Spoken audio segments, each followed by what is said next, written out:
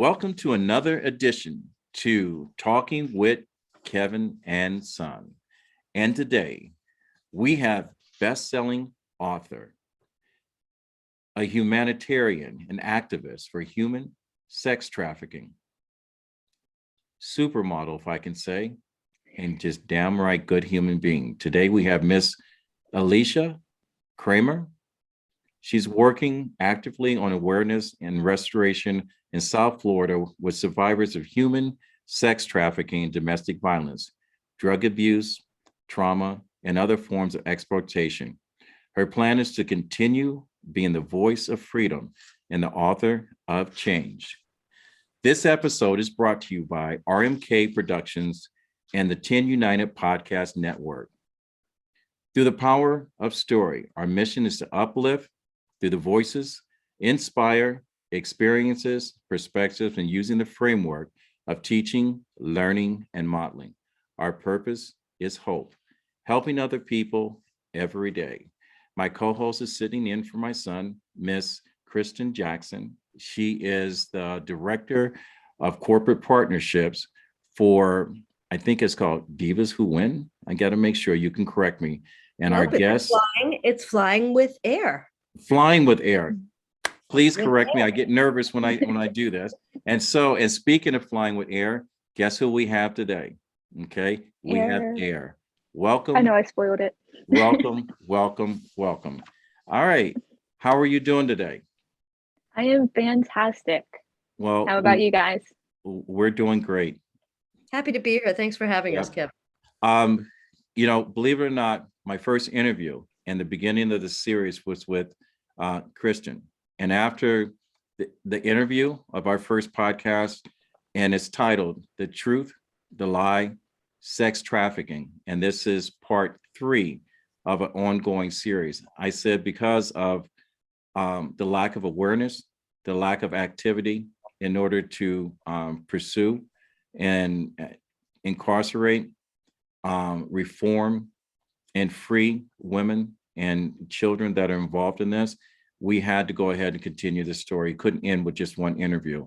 And this interview has led us to you, Mrs. Air. So with that said, tell us a little bit about yourself and what you're doing, and let's talk about Model Stop Traffic. Man, that was a loaded question to start with. Okay. Well, so I will start. I'll go in order. How about that? All right. My name is Airica Kraehmer. A lot of people can't say that, so air is just fine. I like to say, have a fresh breath of air if you can't remember it. All right. But I have been a human trafficking survivor for about 8 years now. It is one of those experiences that I never thought would impact my life, let alone happen to me, the type of situation. Granted, my history and my family, but to get a little bit more into that and into the purpose of Model Stop Traffic, as you asked, is with being an immigrant and then moving into the United States, I was actually in the modeling and entertainment industry, which is very big for exploitation of all sorts, including human trafficking.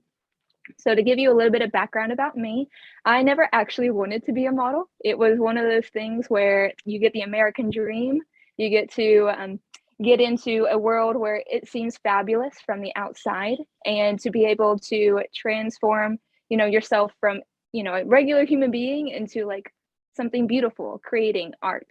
And so with that, I was always hoping to be able to afford to be able to go to college one day with my modeling money.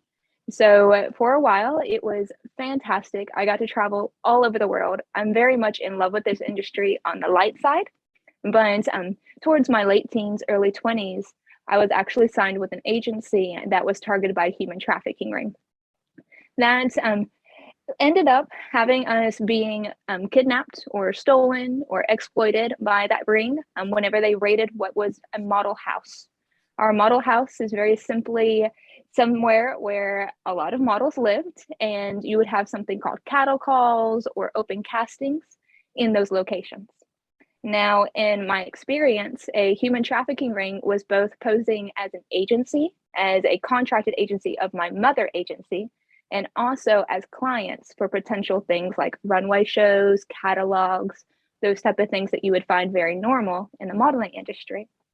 So in that home, there was a total of 24 girls, ranging from anywhere as young as 14 to as old as 25, and then from all over. So I'm talking immigrants, different languages, different cultures, heritages, you name it. I would say that probably half the girls I couldn't even speak to because I didn't know their language. So that type of atmosphere. And then also remember that the modeling industry is kind of a revolving door. So you might see one face for like a show or for like a photo shoot, but you might not see that person again for months or maybe even ever. So there was constant revolving in the home with like new people. But at the time that we were being targeted, it started out as a cherry picking and then a full raid where all girls were taken at some point. So to fast forward through that, I was gone for about 3 to 4 months, but the whole entire process was about 7 months. And there's a thing called grooming in human trafficking that I'm sure we'll get into at some point. Yes. But that was part of that first 3 months, is like getting ready. And then finally, I was able to escape / be rescued with the help of law enforcement, a couple of pilots, and some friends. And so that actually led to what's called Model Stop Traffic. I'm definitely doing a very high level, but Model Stop Traffic is basically my diary entries about what happened to me, put in a autobiographical, say that 3 times fast, for other people, especially young girls that are interested in the entertainment or modeling industry, just to show them some of the red flags, what's normal, what's not normal, and then also my experience. Can we talk about a couple of those red flags, since we're talking about it, because there are little girls that are looking at this and she goes, oh, she's so beautiful, she's so articulate, I would love to be a model, and they've it's gone over their head what we're talking about, and all they heard was modeling and whatever. Let's talk about the red flags. So in the event there's a child sitting with her portfolio outside of one of the 2 big agencies in New York, what would be the red flags? Okay, so there's definitely a few of them. I'm going to go into some of the ones that would affect a lot of people. So the modeling industry is known for perfectionism. They don't necessarily let just anyone, quote unquote, become a model or become the face of a campaign. So with that, they became a lot more open with the different type of cultures, looks, even different body shapes. But especially back about 10 years ago, it was a huge opportunity for body dysphoria. So it's a lot of pressure to stay fit, to stay, clear skin, all of those lovely things. But whenever you're being targeted or being groomed, and now that we've opened up the door, grooming is a process where your trafficker or someone that is setting you up for trafficking or even abuse starts to do psychological manipulation to your mindset. And so it tends to be a process that's not overnight. It takes at least a few months to where your value of who you are starts to change. Your identity starts to be reshaped or maybe even disappeared. So one red flag is the agents or whoever you're working with starts to really impact how you view yourself, that body dysphoria, that identity crisis, the losing who you are, which is really easy in the modeling industry because you're required to become something else all the time. You need to be that runway model that's wearing Stella McCartney, or you need to be that swimwear model that's, going to be in this magazine. So that requires a lot of changing and a lot of hats, if you will. So 2 of those would be very big red flags. Another one is not being able to disclose where you're going to those who care about you. There's a certain extent in the modeling industry where it's location confidentiality.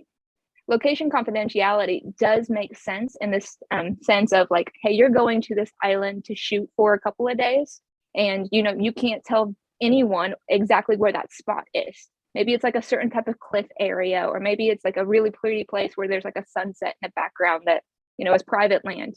But that would make sense, especially as a adult onward.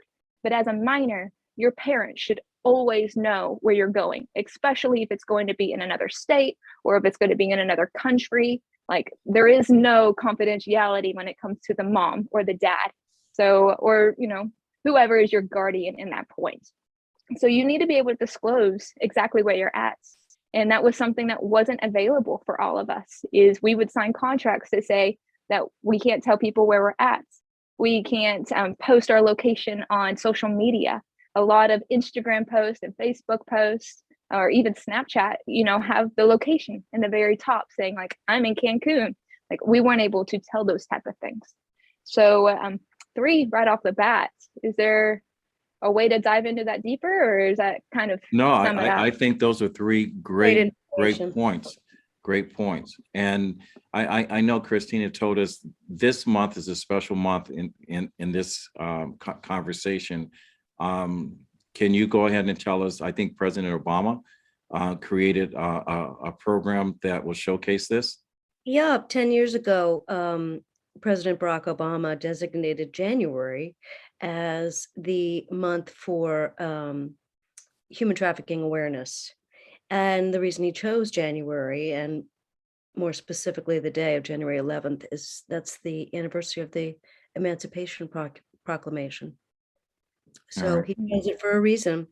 And we use this month to get as much information out to your next door neighbor, to local news, to global campaigns, to talk about what is trafficking, what is human trafficking, what is sex trafficking, and people like Air, who are brave enough to share her story and to share her dream of helping survivors, is a way to shed light on that awareness. And I appreciate you being here. I appreciate that share. And I hope our listeners are taking note that this is a conversation that is positive, but is horrific also when we listen to Air's story. So let me ask you this question, because I know that the agency that you were signed to is a legit agency in New York. I don't have to name. There's 2 top agencies. Pick one. One of them's right. So we don't have to fill in the blanks. But when you get to the point that you're out of the country, you're in this house with all these beautiful young girls, and you're talking about the grooming process. Is the grooming process done by people in the house, male, female, or other models? How does that process happen? And when did you realize that you had been taken? We've seen movies that were taken, The Equalizer and so forth, that kind of put a spin on this, but we kind of ignore it because we are sensationalized by the theatrics of it. But the reality of it, you've lived it. What was the process like, and when did you realize that you had been taken? Oh, Kevin, I've been in so many interviews and I have never had that question asked. And so, wow. I told you it's going to be different. I'm really impressed. So I'm going to let you know my experience, but I also want to share what I've heard from other models that have had a similar experience. So in my personal experience, most of the grooming process happened with quote unquote agents or managers, but potentially one other person that was involved in the house posing as a model. And so with that, I can't legally say one way or the another, because guilty, innocent until you're proven guilty type of process. So, but most of that exploitation and that grooming process came from 2 main managers. One was female, which shocks a lot of people because they think that traffickers can only be male. And then another one was a charming, beautiful Black man, not gonna lie, like I would say he was 25 at the time. And he was one of those people that just make you feel safe and warm and smile, like you're always laughing with a person. But with that, there is a process called Romeos. And I would say he was definitely the Romeo of my traffickers. So the one that is supposed to make you feel like you're valuable and beautiful and, intelligent and unique, but just before the abuse starts or just before the exploitation starts. So the female was a little bit different. So she at times would act like a very strict mom and say, I'm just doing this for your own good. Like you don't want to go there, or you don't want to tell this person what you're doing. But a lot of it would also lead to almost like drama in the household. And so if you can split about people in any type of small group against each other, you get this hostility environment, which is actually more isolating than anything. So if you feel like you can't, exactly. And so I felt a lot of isolation based off of, well, I can't trust that person. I know they're out to get me, as far as like they're trying to steal that, that call from me, or which a call means money, like that's a paycheck. Or I can't trust that person because I know they don't have my best interest, or they like gossip, or those type of things that tie in together. So there was a lot of isolation from her, but she always would say it was in your best interest. A huge thing that also came from her, and is another red flag when it comes to identity, was almost immediately, I would say within the first 2 weeks, we were required to get complete makeovers, which reshapes, who you are. Like, I know that physical body only means so much when it comes to grit and goals and, motivation, but how you look really impacts your identity and how you feel about yourself. And so one of the first things she got to do was basically say, hey, I'm going to give you guys all makeovers. You're going to get a little bit of input, but mostly I'm going to choose what you look like. So as you guys can both see, and maybe even our listeners, I very fair skinned. I have blonde hair that's really long, and I got some green eyes going on. Well, almost immediately, I had to cut off my hair, almost like mullet type of style, very 80s, to a flaming red. I was no longer called or Airicia at that point. My name was Phoenix. So I was almost renamed, or I'm not going to say almost, I was renamed to be Phoenix. Exactly. Which, when you're a young girl, you're thinking, oh, this is amazing. Like I'm something else, I'm transforming. But it was my identity that was being reshaped or rebranded. So those type of things, even my style, wasn't good enough how I dressed, which is kind of hippie. I'm not going to lie, very bohemian, type of look, to a very sharp and edgy, like leather jacket type of look. So at the end of the process, I didn't feel like myself anymore. I felt like this new person, which if you choose to change, that's fantastic. That's your choice. And that's the whole difference in this whole conversation, is what's your choice versus what's not your choice. So for me, it wasn't my choice to change. If I wanted to make money, or if I wanted to be successful, I needed to change, which was actually leading to the grooming process and manipulation. All right. So, and you said 8 years? So I've been 8 years a survivor. 8 years survivor. So how long were you trafficked, if you don't mind me asking? And the other thing I want to make sure, and to our listeners, every conversation I've had with people that have experienced this life, because I know you're thinking, why doesn't he ask this, or why didn't she say this, or why, whatever. A lot of times it's not why. I'm also very conscious of triggers. I don't want to take you back to where you were traumatized. So in the event that I ask any question, just say that's off the table, and I understand, because my whole purpose of doing this series is to educate people and to get people to answer to a higher call to action, to do something about it. Because a lot of times we're talking about the modeling industry, the entertainment industry, but this industry happens next door, happens to your little sister, your niece, your nephew.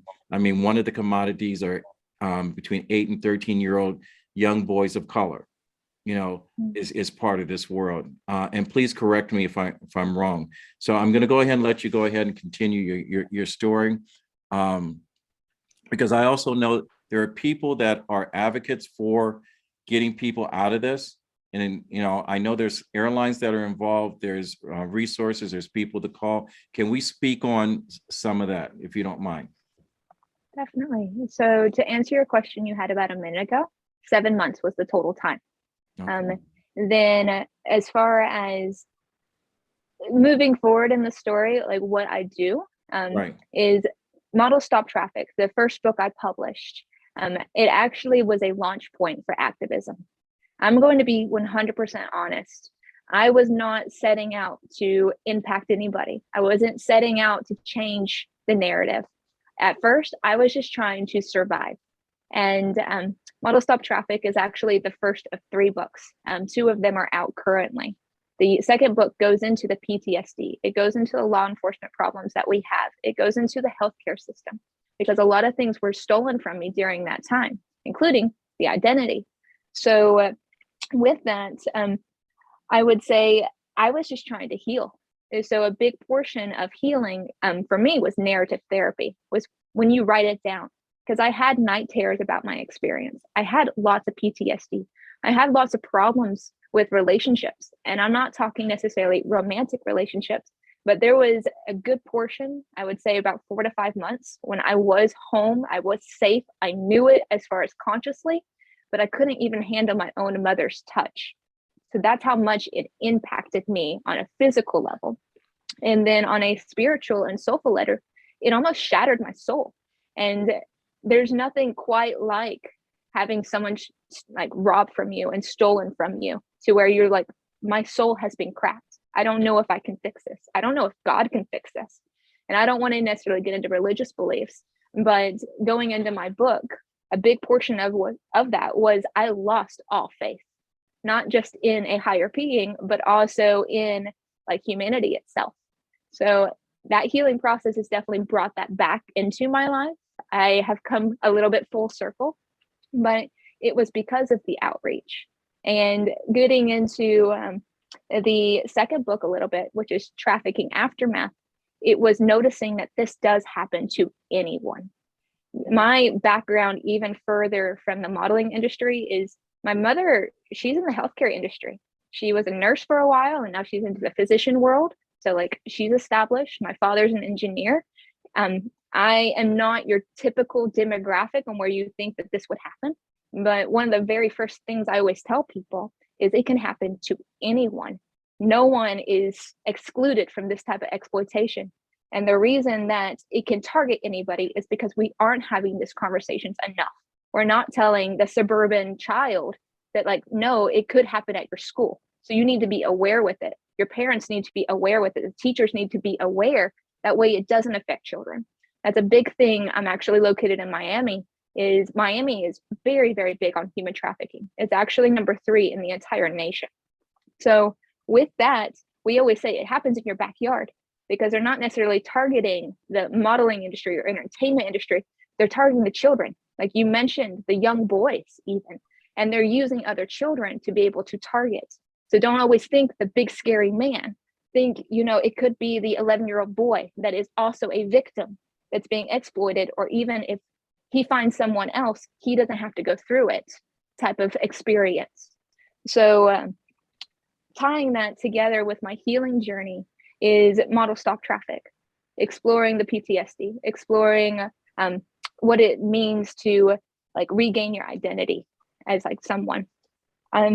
Ask me a question so I can like go in a direction. No, you're doing fine. And matter of fact, I talk forever. I do want to ask you a question, and I brought this up earlier in an interview when I have another podcast I co-host. It's One Queen, Two Kings, and we had a young lady on there. I didn't even realize I was going to reveal this about myself, because a lot of times when people have these traumas, they kind of sweep them under the rug because like it doesn't happen. And then they never call out the person that traumatized them.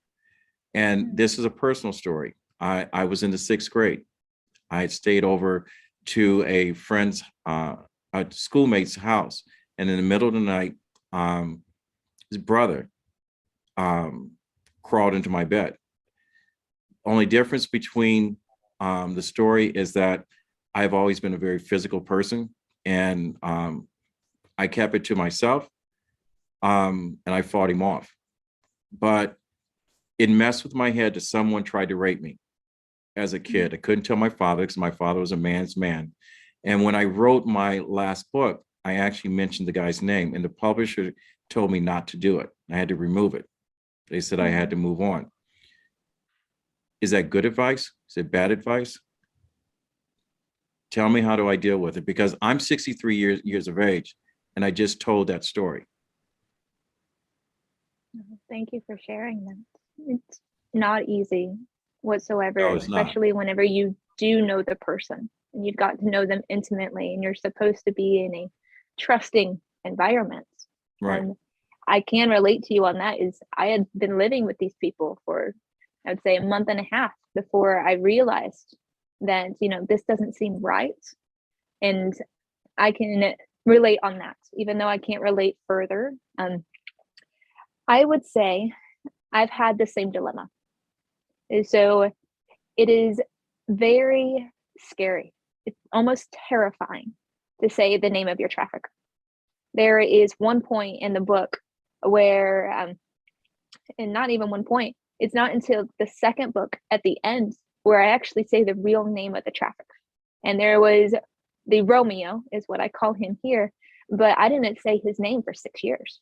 It didn't come out until I was working with a survivor and I said the name, and it almost shocked me, like a physical CPR type of shock, that I had grown that much to be able to voice one of those people.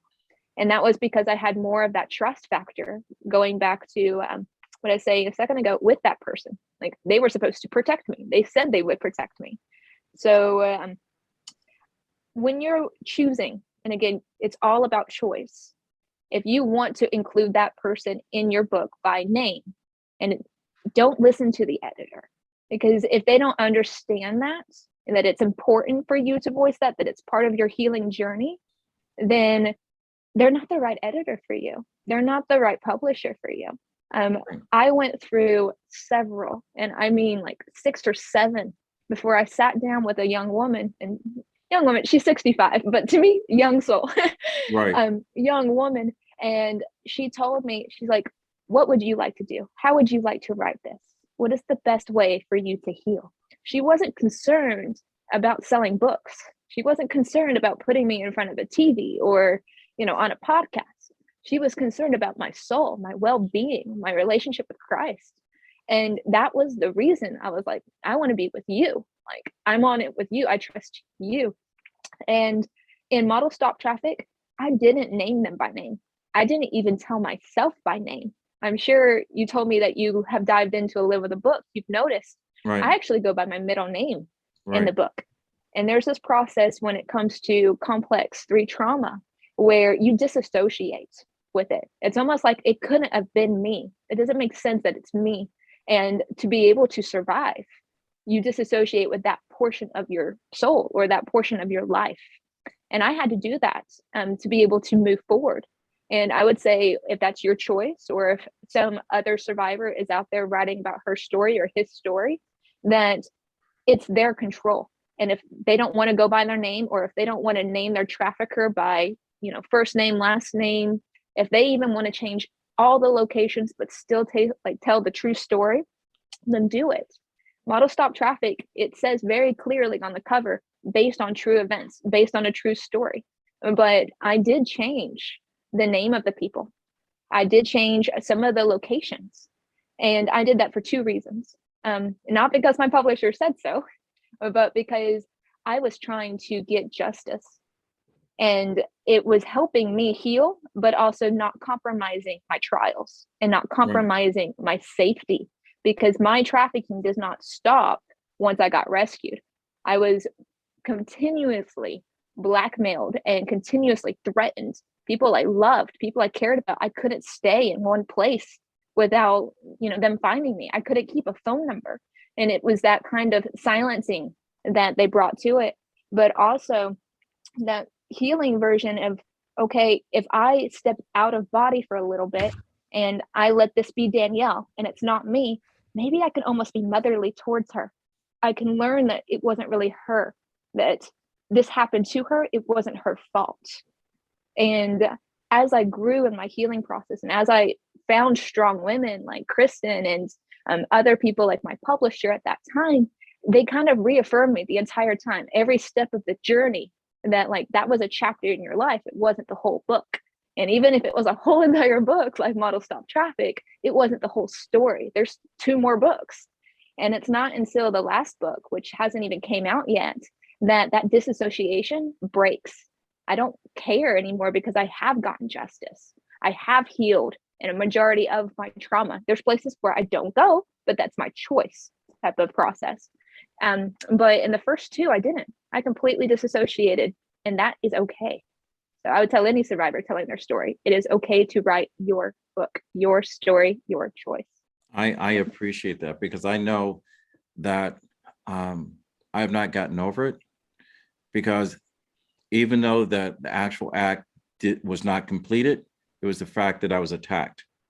And every single time I go to Ohio, I'm from Dayton, Ohio, I ride by, I go through the neighborhood, I ride by his house expecting to see him. And every single time I said, if I ever see him again, I am just going to pummel the living crap out of him.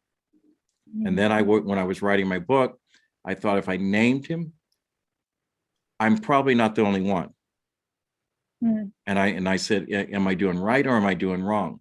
But I also know that, you know, because this is MLK, Martin Luther King month, that we're doing this. I remember he said, our lives begin to end the day we become silent about things that matter.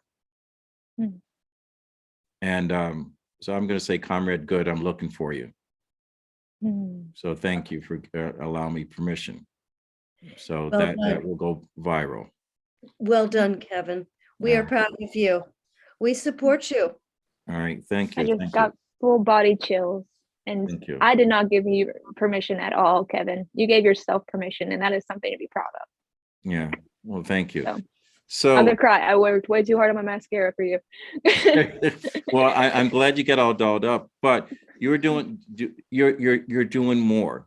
You're an entrepreneur. All right. Yes, You started an organization. So please tell us about this organization and how people can get involved in it. Yes. So Flying with Air Women Survivors, or FWA Survivors, is the organization. We started about 2.5 years ago.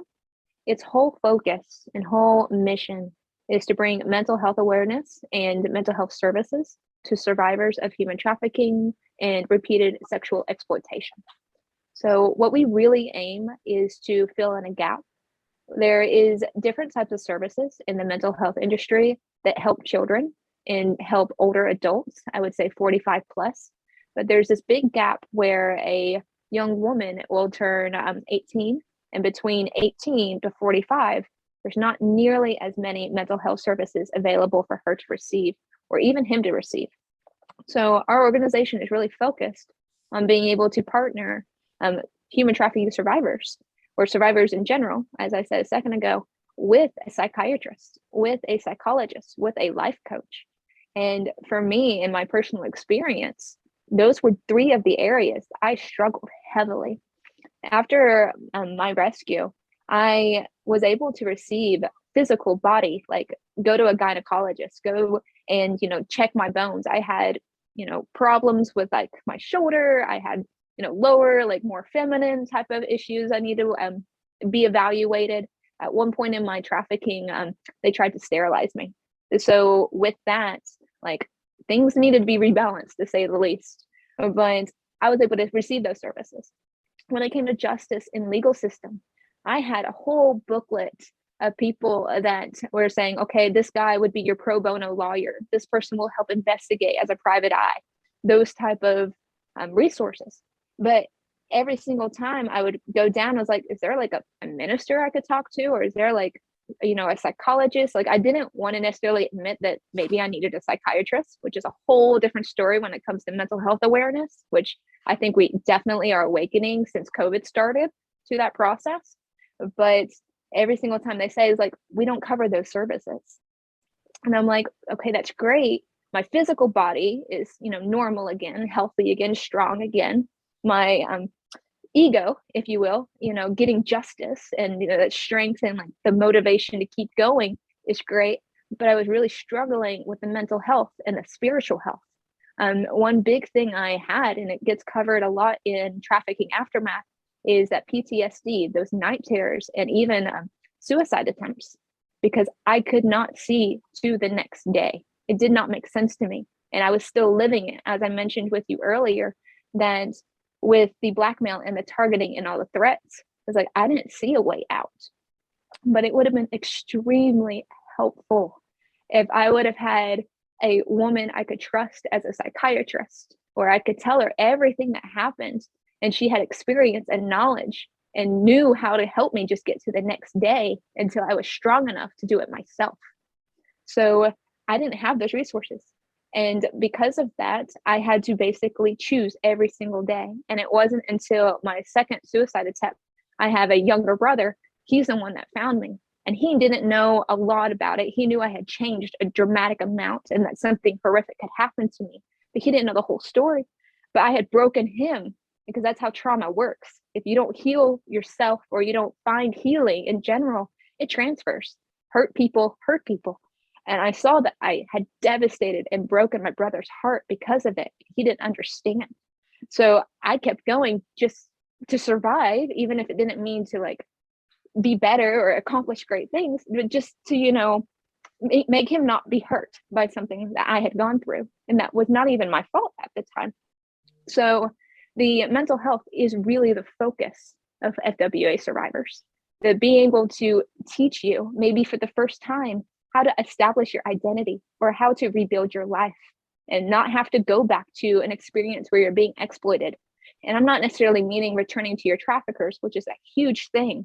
And there's actually a statistic where 2 out of 3 survivors either will commit suicide or they will return back to their traffickers within the first 2 years of being free, which I don't know about you, but I don't like either of those chances. And I'm very fortunate that I didn't end up in one of those chances, especially since I just shared with you that I could have definitely been in either or. Right. So and we've talked about that, exactly what Air just said. Survival, it only happens with support, communication, connection, and that's not available at this time in a really robust way.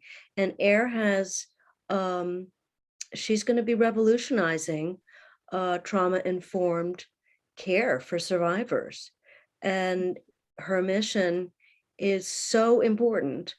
And because there's really, it's a niche, it's a whole area that is just not addressed by our current system, and the support systems and resources are just not there. And that is what makes Air and her mission stand out. And that's what I'm hoping that will come about this series, that the support from both public and private sectors, there's an outpouring for that support. Now, you had mentioned the relationship with your brother. And I know, you know, to look at you, you know, most people are going to go, wow. You know, the big question is, and I had a conversation with someone earlier, family relationships, personal relationships.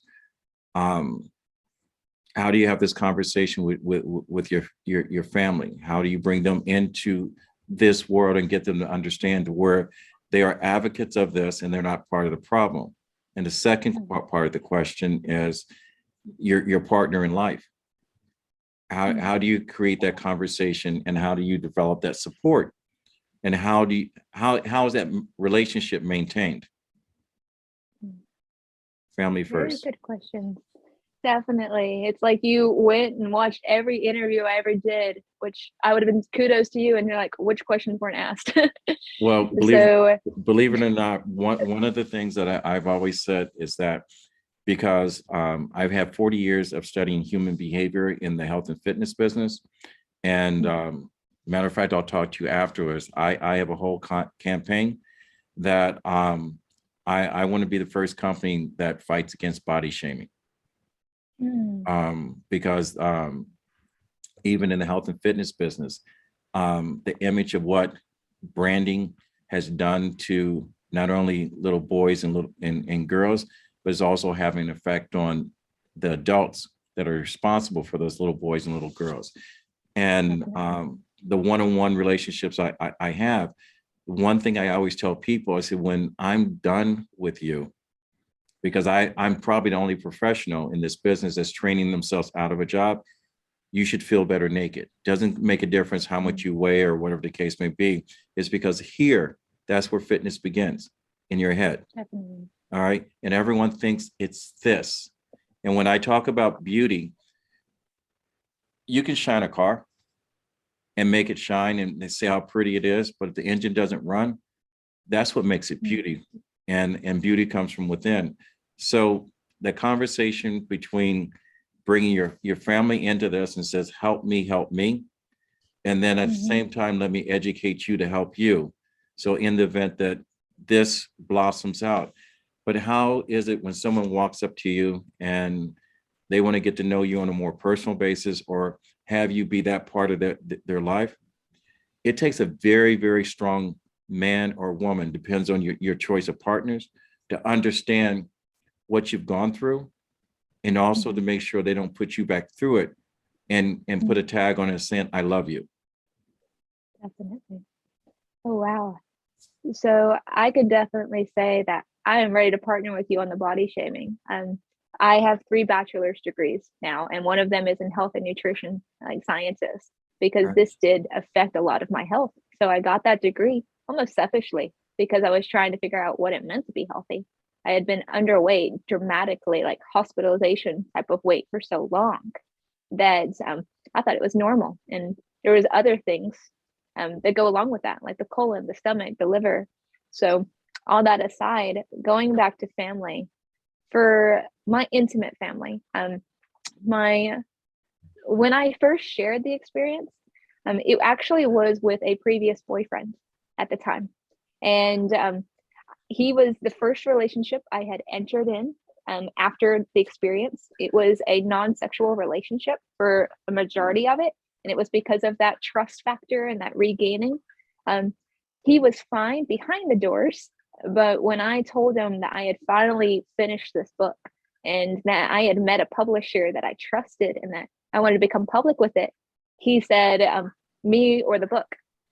And that was re-traumatizing. Wow. It was, yeah, me or the book. And I'm not going to lie, I battled with that.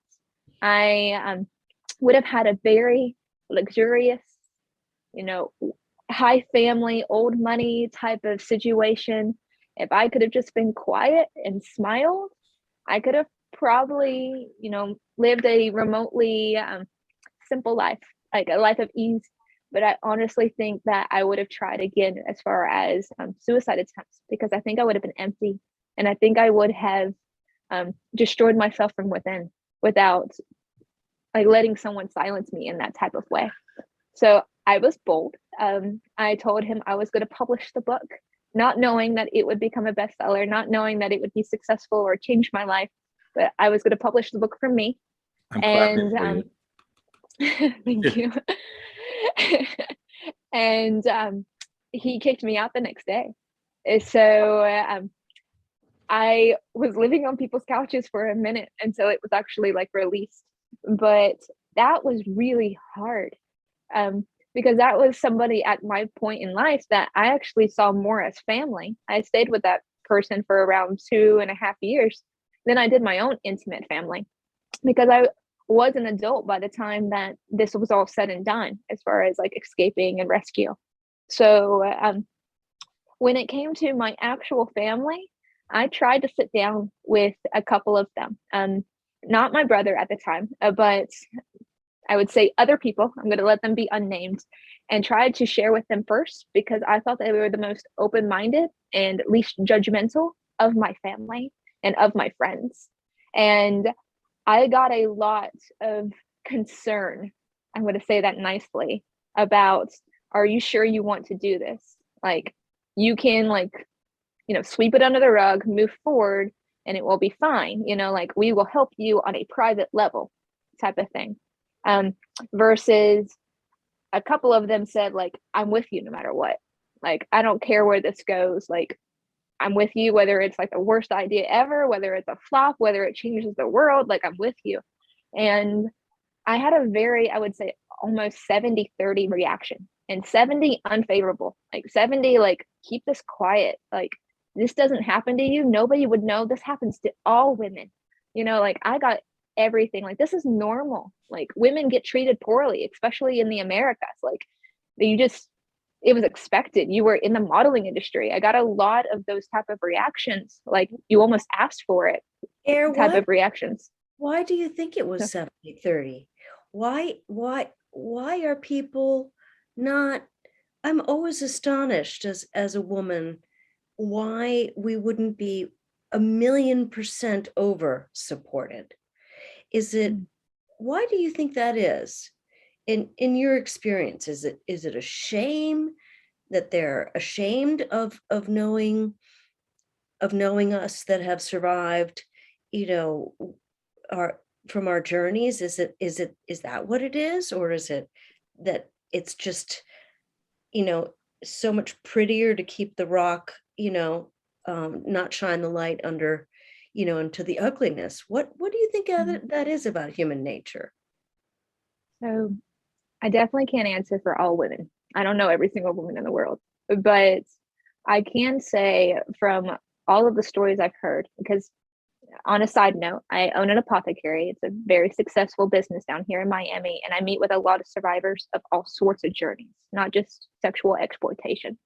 But what I have been able to gather in my own little personal clinical trials is one of two reasons. The first one is going back to the whole hurt people hurt people. If I have experienced something, and let's say, Kristen, that you've experienced it as well, and I tell you, it could be traumatizing for you again because you've kept it quiet, you've held it in, you've bottled it, you haven't channeled that out. And me vocalizing it, you almost don't want to tell your own story. It's that projection, I would think, that if she says something or she does something, then maybe I have to, or maybe I should, or maybe I should like close her off, type of thing. I think that comes from not having this conversation. I think it comes from not being healed, not being able to channel that, not feeling like you have a safe person to confide in. And then I would say the second reason that I have been able to somewhat gather is the society that we currently live in. And what I mean by that is, as women, we've been fighting for basic human rights, to be on an equal playing field with men since the 60s. And so since the women's rights movement, since the walks, since the parades and the protest. And we got the right to vote. We got the right to be able to sign our name on bills and to start changing legislature. But we also are still battling that up until last year with Texas. Is we have control over our bodies. So with that type of society that we're in, it's still very masculine dominated, in my opinion, where men, if they control the show and they're they are the demand. As far as if men did not want this, if this wasn't a supply need, quote unquote, with the pornography industry or human trafficking industry, then there would be no demand. You wouldn't need young boys. You wouldn't need women. You wouldn't need anywhere in between, because there's obviously more than men, boys, women. There's a whole slew of a community that gets at risk for this. So I think society has not evolved enough to be able to not exploit the minorities and not be able to exploit women and those that are vulnerable. So I think it's a twofold coin. And so whenever you're sharing with somebody, I feel like it's going to fall into one of those two categories. Well, I'm glad you said that, because that's one of the things that I battle with, people that look like me battle with. When you talk about that your battle is going through just the 60s, think about the 400 years of oppression that people of color have gone through and what we're experiencing. Mm-hmm. And when you talk about, the Roe versus Wade being overturned in Texas, it's like they're trying to take back everything that what little bit that we've got and try to spin it around to bring it back to the way they say it, make America great again, the way it used to be, the way that we had to cow down and just be who they wanted us to be. The one thing I'm going to give you, Air, is that a comedian from Dayton, Ohio, named Dave Chappelle, when he tells his story, he says, one of the things that you have to learn when you go through life, and his father told him this, you got to know your price. Okay. And that's when I'm listening to you talk about and share your story, when you talked about your relationship, when the young man offered you a life of a dream life, if some would say. And I would say that's only the outside, because we all have two choices in life, chance and choice. We take the choice and the actions that follow. All right, we make the choice and the action still follows. And if you had not chose and knew your price to put out your book and knew that you had a higher calling, a purpose, then Model Stop Traffic would not be the bestseller it is. The conversation that we're having would not have the same impact to the young man or young lady or young woman that is listening to this and says, you know, it's time for me to speak up. It's time for me to reach out and get some help. It's time for me to reach out to Airica Kraehmer and say, how can I help me? How can I help me help myself? And so with that said, how do people reach you right now? Reach me. Oh goodness, that was so powerful altogether.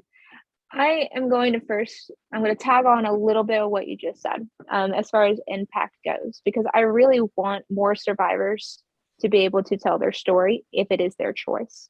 So before I get into how to contact me, I will say that price is like your priceless. Like, I love Dave Chappelle. I think he's a great comedian. I saw him a few months back here in Miami. He did amazing.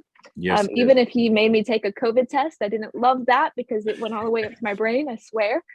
But I will say, with the apothecary and working with survivors and working with multiple vast of people that are experiencing trauma in one way or another, the story did more than just be a story. When it launched for the bestseller, that meant book tours, that made more podcasts, but it also led to the money that I used to be able to open up the apothecary. And the apothecary is natural healing, and it's spiritual healing as well, with everything that you can think of when you think of alternative medicine, or you think of natural medicine, or getting back to the soul level. So all of these people that, not only me, but I have an entire team at this point that are able to impact, is because of that trauma. So a lot of people always ask me that, do you regret what happened to you? And the first, they almost expect me to be like, yes, like, I can't believe that happened. That was the worst thing that could ever happen in the entire existence of my humanity. But I don't. It was all full circle. It all had purpose. I help impact so many lives. And I have a girl on my team the other day. She goes, have you ever tried to count? And I'm like, I can't, because if I've invested in you, and then you went and you invested in 10 customers, but I also invested in my assistant at the nonprofit, and she went and invested in 10 college students, that's exponential. So, and that's how we make waves. That's how we make difference. And so I don't regret it whatsoever. It's been a Phoenix type of story, because I was burned to ashes. I was, on top of the world, but I was also reignited and transformed. And the butterfly is even the symbol over here. So like a whole new creature, a beautiful creature.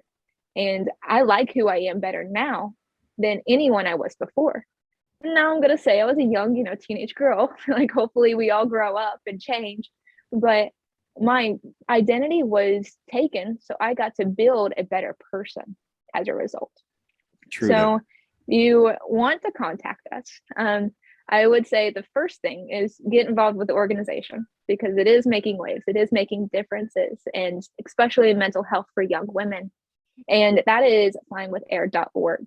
I'm going to let you link that somehow, somewhere. That way I don't have to spell it out. I will have that in there. Thank you. And then if you, for whatever reason, need a soundboard, or want to know more about other projects that we're working on in the organization or outside of, you can definitely go to airkraehmer.com. And that's more of, everything that we've done, whether it's on the business side, or whether it's on the nonprofit side, or whether it's just me with a mic in the middle of a restaurant type of thing, telling stories about what has happened. So either or, that would be great. All right. Well, I will tell you, I'm all in. So however you want to use me as a person, my platform, Talking with Kevin and Son, as a platform, RMK Productions, and the 10 United Podcast Network, use us. I was going to fire out because the other day there was an announcement, $150 million of resources was allocated towards the fight of human sex trafficking. Now, I know as a Black man, I'm gonna say this ahead of time. I know in media there's money that's been allocated, but as much as they say they give, it's almost impossible to get. Do you have access to those that resource of $150 million? I think that was allocated. I hope I got that number right. Does an organization like yours have access to that type of stuff, or grants or anything like that to help you? We are definitely registered as a 501(c) here in Miami, Florida. So if those resources are available for a nonprofit with that status, we definitely would be available for them. All right, I'm going to fire out some names and the reaction, because this is in public knowledge. So Maxwell, Epstein, Andrew, Clinton, Dagger, Nygaard. What those names mean to you? So I will admit that most of the people on your list have actually impacted my life in a personal manner, whether it was someone I knew that was traumatized by that person or by those people, their work affiliates. I have sat in expert witness cases for legal reasons to be able to help victims be able to get justice. I have helped with private investigations with some of those as well. So those names to me, even though they say, again, innocent until proven guilty, some of them are no longer living with us. So that makes it even harder for convention. But I think of those names and I get livid because I know those young people. I know those women, I know those boys, and I know what they've been through the stories they've shared. And to me, it makes me want to go find that person on that side of that street if I ever run into them, just like you were saying earlier. You know my pain. I might not be able to do as much damage as you can. Well, let me tell you this, and this may kill my podcast career, just point them out, and I'll start something else because you are a warrior. And my pastor told me, you know, when I told him I was a motivational speaker, he said I was a disciple. He said I was speaking the word. I know that I answer to a higher purpose. And as much as people don't want to talk about their faith, I have a personal relationship with my faith. And the reason why I'm doing this, and I've talked to Christine about it, it's one of those things I've always known I wanted to do. And you know how, like, when they say you find your purpose, it's that one thing that you wake up in the morning and you can't wait to get in battle with to change. And it's the one thing when you lay your head down on your pillow, you can't wait to start over again. Until this thing is done, I'm going to continue this conversation. I'm going to continue to have the interviews with people, put a voice and a face together. And I know my circle of friends have a higher call to action. We don't drive by accidents, we stop and help. And I want to thank you for allowing us to have this time and space and for you to share your story. I ask this of all of my guests. If you had one ask, A-S-K, and you knew it could come true, without question, what would it be? Without question. My one ask is our development for tech is I would say our biggest obstacle. We are constantly seeking for engineers, app developers, psychiatrists, psychologists, life coach to be able to partner with us, to be able to provide these mental health services on a, not just national, like I want to think big, I want to think global scale. I want you big. So we establish this on a national scale. We make it pretty, we prove the data. That's a big portion of what we're also going towards is I want this to be replicatable. If we can do it in a national level and we can learn the different cultures and we can learn the different legal systems of other countries, we can bring this global. Like Kristen said a second ago, or maybe a minute or two ago, this could be revolutionary for both survivors and for mental health. And we need those people. We need those firms to be like, okay, we're going to take this torch. We're going to make this difference. it will only take maybe 48 hours with a very, very concentrated group of engineers to create this. And to bring it to a global scale. And so I'm looking for that firm. I'm looking for those healthcare providers as well. I am glad you said this, because when I did Kristen's interview, I played a snippet of Ashton Kutcher's interview on Capitol Hill. He is connected with Facebook, Amazon, I think Amazon, Google, and a bunch of tech companies that support his Thorn project. Also, Tim Tebow is out there doing work. All right. Also, there's a young man that is making change in the Black community as a football coach, Deion Sanders, that are doing work. And there's some other people. And I'm calling out these names for a simple fact, because you're all in a position, if we sat down at a table, the same way Christ sat down with the disciples and had this conversation to change. This is not a disease. 75% of the people that are perpetrators are wealthy white men. And I'm not being racist. I'm stating the fact.